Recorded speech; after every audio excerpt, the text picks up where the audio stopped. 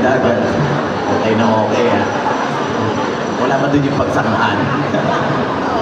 So, taga Bicol kayo. Yes po. Magugustuhan mo ba sa Bicol versus sa city? Para sa akin po is yung sa Bicol po, more on parang freedom, mas maano po kasi parang mas malaya ka, Konti marami lang kang yung police. magagawa. Hindi po, ano po, mas may enjoy mo po kasi yung probinsya na buhay pag ano nasa Kaya Bicol nga, ako. compared sa city, ngayon, so nakita mo na yung difference, di ba? Yes. Medyo laid back ang provincial life, which is Bicol. Compared dito sa city, medyo mabilisan yung pacing. Saan mo mas gugustuhin mag-stay? For now po, dito po sa city po talaga sa Manila.